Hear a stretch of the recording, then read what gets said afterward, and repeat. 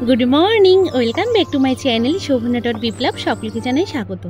आज के सकाल 6टार समय ब्लगटा स्टार्ट करलाम। घुम थेके उठेई ताड़ाहुड़ो करे आमरा सबाई मिले गुछिए निচ্ছি। आमरा बोलते आमी मिष्टी और आमार शाशुड़ी मा। आज के आमरा एक जगह जाबो तीनजने मिले, सेई जोन्नो सकाल सकाल घुम थेके उठे देखছি চারিদিকটা কুয়াশায় আচ্ছন্ন হয়ে আছে। কিন্তু যখন আমি ভিডিওটা করেছি তখন বাজে ঘড়িতে 8টা, যথারীতি তখন অনেকটাই কুয়াশা কেটে গেছিল। আর এদিকে দেখতে পাচ্ছ মিষ্টিকে তো গুছিয়ে দিয়েছি, আমারও প্রায় গোছানো হয়ে গেছে, আর ওদিকে শাশুড়ি মা গোছাচ্ছে। আমরা আজকে যেখানে যাচ্ছি সেখানে মিষ্টির বাবাকে যাওয়ার কথা বলেছিলাম। যথারীতি মিষ্টির বাবা যাবে না, সেই জন্য ভেবে দেখলাম যে আমরা একা একা যাব, আর আমার শাশুড়ি মা অনেক দিন হলো কোথাও বেরোয় না, তাহলে আমাদের সঙ্গে আমার শাশুড়ি মাকেই নিয়ে যাই। এই দেখো বন্ধুরা, আমরা তিনজনে মিলে কিন্তু বেরিয়েও পড়েছি। বন্ধুরা, আমাদের পরিবারে আজকে যারা প্রথম, তাদের যদি আমাদের ভিডিও ভালো লাগে তাহলে অবশ্যই করে আমাদের চ্যানেলটি সাবস্ক্রাইব করে দিও, আর পাশে থাকা বেল আইকনটি টিপে নোটিফিকেশন অল করে দিও। তাহলে প্রত্যেকটি ভিডিও কিন্তু সবার আগে তোমাদের কাছে পৌঁছে যাবে। আর বেশি বেশি করে শেয়ার করবে, লাইক করবে, কমেন্ট করতে ভুলবে না কিন্তু বন্ধুরা। আমরা যেখানে যাব সেখানে যাওয়ার জন্য টোটো ভাড়া করা হয়েছিল, তাই টোটোওয়ালা দাদা কিন্তু চলেও এসেছে, আর আমরা টোটো করেই পুরোটাই যাব। যেখানে যাচ্ছি সেখানে 9টার মধ্যে যাওয়ার কথা ছিল। যথারীতি ঘুম থেকে উঠে এত কুয়াশা ছিল, তারপরে মিষ্টি উঠতে চাইছিল না, ওকে তুলে গুছিয়ে সবাই মিলে গুছিয়ে গেছি, বেরোতে আমাদের লেটই হয়ে গেল। আমাদের ওখানে যথারীতি 9টার সময় পৌঁছানোর কথা ছিল, সেখানে 10:30 পৌনে 11টা বেজে গেছিলো শুধু বাড়ি থেকে বেরোতে। তারপরে আমরা সবাই মিষ্টির বাবাকে বাই বাই করে রওনা দিয়ে দিলাম। দেখছো বন্ধুরা, এখনও কত কুয়াশা রয়েছে, দেখে মনে হচ্ছে যেন ভোরবেলা। আমার শাশুড়ি মা অনেকদিন পরেই বাড়ির বাইরে বেরোচ্ছে বলে উনি খুব খুশি, আর মিষ্টি তো খুশি, মিষ্টির কথা আর কি বলবো। তোমাদের সঙ্গে কথা বলতে বলতে যেখানে আমাদের যাওয়ার কথা ছিল সেই স্পটে কিন্তু অলরেডি আমরা পৌঁছে গেছি। আমরা পৌঁছানোর পরে যে সকল বন্ধুরা আগে গেছো এখানে, তারা দেখেই বুঝতে পেরে গেছো যে আমরা কোথায় এসেছি। আর তোমরা এটাও বুঝতে পেরে গেছো আমরা এখানে কিসের জন্য এসেছি। হ্যাঁ বন্ধুরা, আমরা এখানে পিকনিক করতে এসেছি। মিষ্টির যোগা ক্লাস থেকে এই পিকনিকটার আয়োজন করা হয়েছে। আমরা যখন ওখানে গিয়ে পৌঁছেছি তখন সবার সঙ্গে দেখা হয়নি, আস্তে আস্তে সবার সঙ্গে দেখা হয়েছে। আর সবে মোটামুটি অনেকেই এসেছে, আবার কিন্তু অনেকে তখনও এসে পৌঁছায়নি। আমরাও এখানে পৌঁছানোর পরপরই দেখছি জলখাবারের ব্যবস্থা করা হয়েছে, সেই জলখাবার কিন্তু সবাই খাচ্ছে, আমরাও কিন্তু বসে পড়েছিলাম খেতে। জলখাবারে ছিল আলুর দম, কচুরি আর একটা করে নলেন গুড়ের কালাকাঁদ। বছরের প্রথম থেকেই 4-5টা পিকনিকের কথা আলোচনা করা আছে, কিন্তু সবকটা পিকনিক হবে কিনা বলতে পারছি না, তবে এই পিকনিকটা কিন্তু সর্বপ্রথম হলো। সকালের জলখাবার খেয়ে আমরা সবাই একসঙ্গে হলাম, আর এখানে প্রচুর বাচ্চাদের খেলার জন্য আইটেম আছে, সেগুলো দেখে তো মিষ্টি প্রচণ্ড খুশি, এবং মিষ্টির সব বন্ধুরাও এক জায়গায় হয়েছে, সবাই মিলে খুব খেলছিল। আর আমরা কিন্তু বান্ধবীরা একসঙ্গে ছবি তোলা, ভিডিও করা, মজা করা, অনেক অনেক মজা করেছি আমরা। আমার শাশুড়ি মারও কিন্তু এখানে এসে ওনার অনেক ভালো লাগছিল। মিষ্টিকে যথারীতি আমরা চোখে চোখে রাখি, সেই জন্য শাশুড়ি মা একবার দেখছিল, আমি একবার দেখছিলাম, আমরা দুজনে মিলে মিষ্টিকে গাইড করছিলাম, এবং তার মধ্যে দিয়েও আমরা আনন্দও করছিলাম। জায়গাটা যথারীতি অনেকটাই বড়, সেই জন্য মিষ্টি কোথায় যাচ্ছে না যাচ্ছে, কোথায় খেলছে, কোথায় কি হলো সবই আমরা দেখতে পাচ্ছিলাম বলে অতটা ওর কাছে ধারে থাকা লাগছিল না, দূর থেকে ওকে ফলো করলে হয়ে যাচ্ছিল। ও আচ্ছা আচ্ছা, তোমাদেরকে তো এটাই বলা হলো না যে আমরা কোথায় পিকনিক করতে গেছি। এটা হচ্ছে গোবরডাঙ্গার কঙ্কনা বিনোদন পার্ক। এদিকে দেখো আমার শাশুড়ি মা দোলনা চড়ছে, আমি আমার শাশুড়ি মাকে বললাম একটু দোলনা চড়ে নাও, তাহলে ছোটবেলার কথা মনে পড়ে যাবে। আর এদিকে আমি আর আমার বান্ধবী কিন্তু আনন্দ করে দোলনা চড়ছি। আমার না ছোটোবেলা থেকে দোলনা চড়তে ভীষণ ভালো লাগে, আর মাঝে মাঝে মনে হয় যদি ছোটোবেলাটা আবার ফিরে পেতাম তাহলে কতই না ভালো হতো, তাই না বলো বন্ধুরা? আশা করি তোমাদেরও তাই মনে হয়। স্যার যথারীতি খেলার আয়োজন করেছে, সেই জন্য আমরা সমস্ত গার্জিয়ানরা বাচ্চাদেরকে নিয়ে চলে এসেছি এখানে খেলা হবে বলে। এই দেখো বন্ধুরা, খেলা শুরু হয়ে গেছে, আর বাচ্চারা খুব আনন্দ করে কিন্তু খেলা করেছে। এদের খেলার পরে আরেকটা টিম দাঁড়াবে, সেই টিমের মধ্যে কিন্তু মিষ্টিও আছে। আর এদের যথারীতি আগেই বললাম লজেন্স দৌড় হচ্ছে, মিষ্টিকে আমি শিখিয়ে দিয়েছি তুমি লজেন্সটা নিয়েই ছুটে যাবে। এই দেখো মিষ্টি কিন্তু দৌড়ে এসেছে, এসে লজেন্সটা নিয়েই বলেছি ছুটে যেতে, ব্যাস ওখানে একটু ও আবার আশেপাশে দেখছে কে ছুটছে না ছুটছে, এই করতে গিয়ে কিন্তু অনেকটা পিছিয়ে গেছিলো। যাই হোক, মিষ্টি যে মজা করে খেলতে পেরেছে এটাই অনেক। সবসময় ফার্স্ট সেকেন্ড থার্ড হতেই হবে এর কোনো তো মানে নেই, এই যে মজা পেয়েছে বাচ্চারা, সবাই মিলে খেলেছে, এটাই তো অনেক। এদিকে দেখো আমার বান্ধবী আমাকে চুল বেঁধে দিচ্ছে। আসলে কি বলো তো, সকালবেলা যখন আমরা এসেছিলাম সকালেই আমি মাথা টাথা ঘষে এসেছিলাম, এবার চুলটা ছাড়া দিয়ে এসেছিলাম, চুলটা ভিজে ছিল, এখন শুকিয়ে গেছে। তাই আমি চুল বাঁধছিলাম, তখন বান্ধবী বলছে দে আমি তোকে চুল বেঁধে দিচ্ছি। তাই ও সুন্দর করে আমার চুলটা বেঁধে দিচ্ছে। ও কিন্তু পার্লারের কাজ জানে আর খুব সুন্দর ওর হাতের কাজ, ও অনেক গুণ আছে ওর।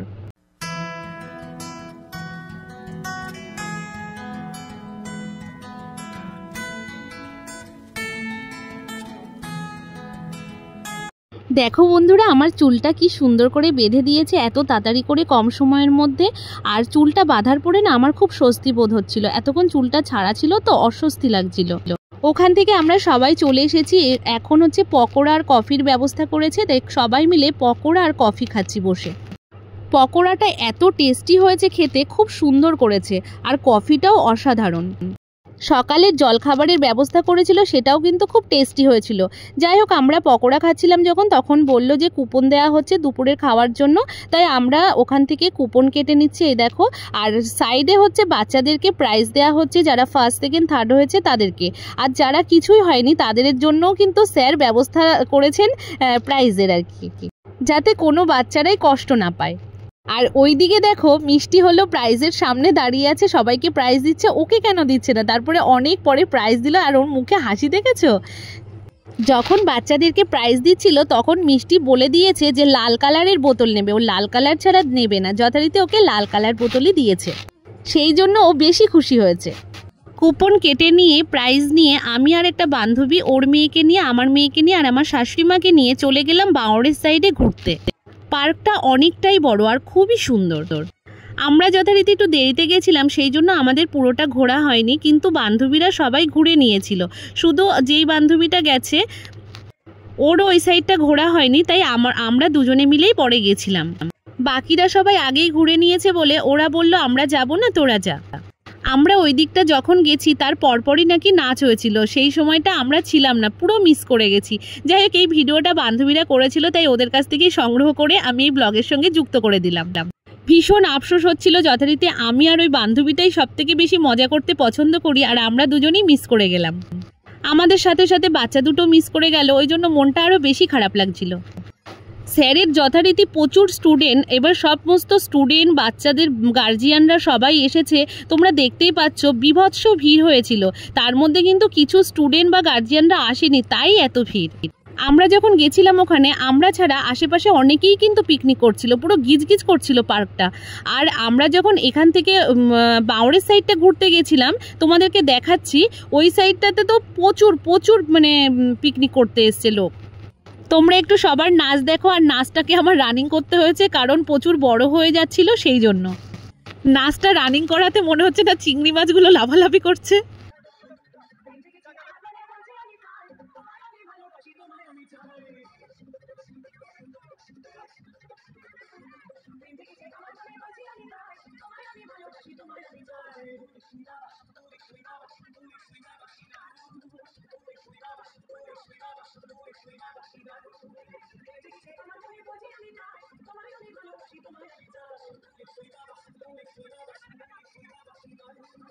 এই দেখো বন্ধুরা, আমরা কিন্তু বাঁওড়ের সাইডে চলেও এসেছি, আর তোমরা দেখতেই পাচ্ছ যে কত লোক, দেখতে পাচ্ছ তো? মানে পার্কে তো ফাঁকা নেই, পার্কের এই সাইডটার দিকেও মানে পুরো ভিড়, আবার এই দিকটাতে না দোকানপাটও আছে। আমরা দুই বান্ধবী বিশেষ করে এদিকে এসেছিলাম, দুজনের দুটো বাচ্চাকে নিয়ে আমরা একটু বোটিং করব। যথারীতি এত ভিড়, আমাদের বোটিং করা হলোই না। অনেকক্ষণ দাঁড়িয়েছিলাম, যথারীতি অনেকক্ষণ দাঁড়ানোর পরে ওরা বলছে যে লাইন দিতে। আরে বাবা, আগে তো বলতে পারতো লাইন দেওয়ার কথা, আগে কিছু বললো না, হঠাৎ করে বলছে লাইন দিতে হবে।